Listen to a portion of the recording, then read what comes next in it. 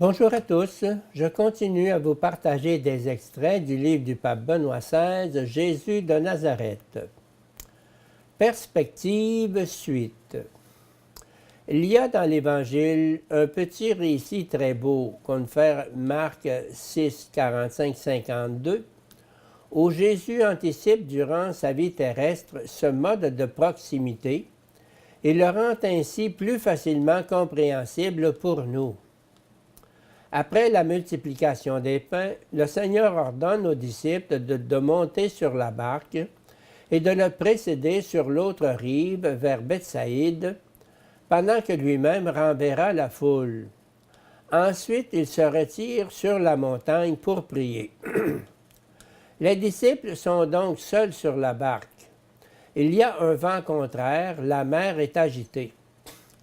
Ils sont menacés par la violence des vagues et de la tempête. Le Seigneur semble être loin en prière sur sa montagne. Mais puisqu'il est auprès du Père, il les voit.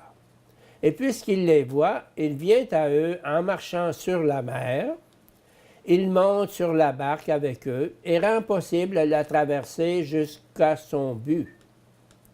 C'est une image pour le temps de l'Église, qui nous est donc aussi destiné. Le Seigneur est sur la montagne du Père. Par conséquent, il nous voit.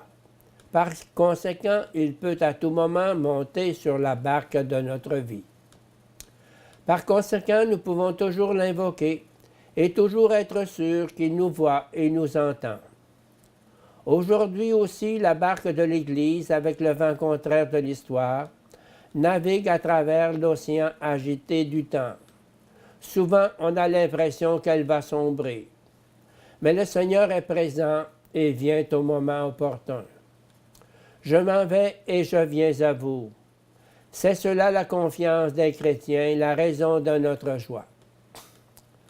Dans le récit théologiquement et anthropologiquement très dense de la première apparition du ressuscité à Marie de Magdala, je voudrais seulement souligner ici un détail. Après les paroles des deux anges vêtus de blanc, Marie s'est retournée et a vu Jésus comme elle ne l'a pas, mais elle ne l'a pas reconnu. Maintenant, il l'appelle par son nom, Marie. Elle doit se retourner une autre fois, et à présent, elle reconnaît joyeusement le ressuscité qu'elle appelle Rabboni, son maître. Elle veut le toucher, le retenir, mais le Seigneur lui dit « Ne me touche pas, car je ne suis pas encore monté vers le Père. » Jean 20, 17. Cela nous surprend. Nous voudrions dire justement maintenant qu'elle est devant lui, elle peut le toucher, le retenir. Quand il sera monté vers le Père, cela ne sera plus possible. Mais le Seigneur dit le contraire. Maintenant, elle ne peut pas le toucher, le retenir. La relation précédente avec Jésus terrestre n'est désormais plus possible. Il s'agit ici de la même expérience à laquelle Paul fait allusion en 2 Corinthiens 5, 16 et suivants.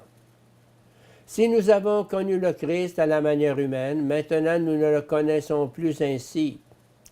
Aussi, si quelqu'un est en Christ, il est une nouvelle créature. L'ancienne façon humaine d'être ensemble et de se rencontrer est dépassée. Maintenant, on peut toucher Jésus désormais seulement auprès du Père. On peut le toucher seulement en montant. À partir du Père, dans la communion avec le Père, il nous est accessible et proche de manière nouvelle. Cette nouvelle accessibilité présuppose aussi une nouveauté de notre part. Par le baptême, notre vie est désormais cachée avec le Christ en Dieu. Dans notre véritable existence, nous sommes déjà là-haut, auprès de lui, à la droite du Père. Confère Colossiens 3, 1 suivant. Si nous avançons dans l'essence de notre existence chrétienne, alors nous touchons le ressuscité, là nous sommes pleinement nous-mêmes. Le fait de toucher le Christ et le fait de monter sont intrinsèquement liés. Et rappelons-nous que selon Jean, le lieu de l'élévation du Christ est sa croix. et que notre ascension, qui est toujours à nouveau nécessaire, notre montée pour le toucher doit être un chemin avec le crucifié. Le Christ auprès du Père n'est pas loin de nous, c'est plutôt nous qui sommes loin de lui. Mais le chemin entre lui et nous demeure ouvert.